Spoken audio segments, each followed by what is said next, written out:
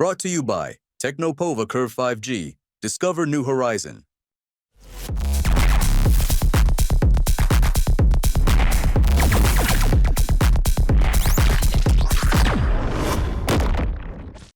SI भर्ती परीक्षा paper leak मामले में सरकार की मुश्किल किसी और से कम नहीं हो रही। सबसे पहले सरकार पर इस भर्ती को रद्द करने का दबाव है, तो साथ ही हनुमान बेनीवाल भी इसी मांग के साथ मोर्चा खोले बैठे हैं। वहीं इस मामले में गिरफ्तार हुए ट्रेनी एसआई को एक के बाद एक सुप्रीम कोर्ट से राहत भी मिल रही है, जो फिर सरकार की मंशा पर सवाल और मामले पर सियासी बवाल को और बढ़ा रहा है।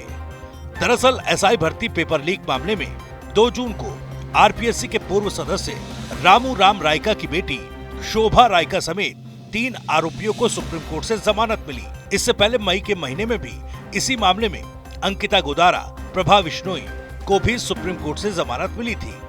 अब शोभा रायका को जमानत मिलने के बाद सोशल मीडिया पर कई तरह की प्रतिक्रियाएं आने लगी हैं। सवाल पूछे जा रहे हैं। कई यूजर्स ने लिखा कि अब इसी तरह दूसरे आरोपी भी बाहर आ जाएंगे और गड़बड़ी करने वालों को सजा नहीं मिल पाएगी। ऐसे में सवाल उठ रहा है कि आखिर सुप्रीम कोर्ट ने किस आधार पर शोभा रायका को जमानत दे दी। सुप्रीम कोर्ट में जस्टिस संजय करोल और जस्टिस सतीश चंद्र शर्मा की बेंच ने शोभा रायका को जमानत देने का फैसला सुनाते हुए पेपर लीक के एक अन्य मामले का जिक्र किया।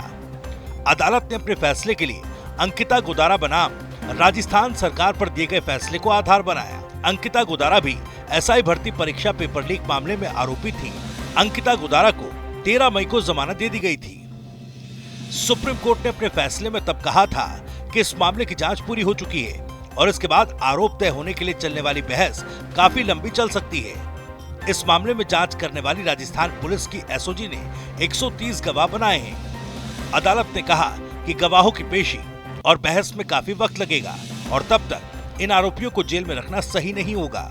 अदालत ने कहा कि आरोपी स्थिति में नहीं है कि जांच को प्रभावित कर सकें, इसलिए उनकी जमानत याचिका मंजूर की जाती है।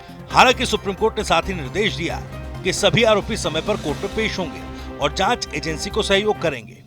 इसी आधार पर 13 मई को अंकिता गोदारा, 19 मई को प्रभा बिश्नोई और 2 जून को शोभा रायका को जमानत मिल गई है। शोभा रायका को पिछले साल 31 अगस्त को गिरफ्तार किया गया था।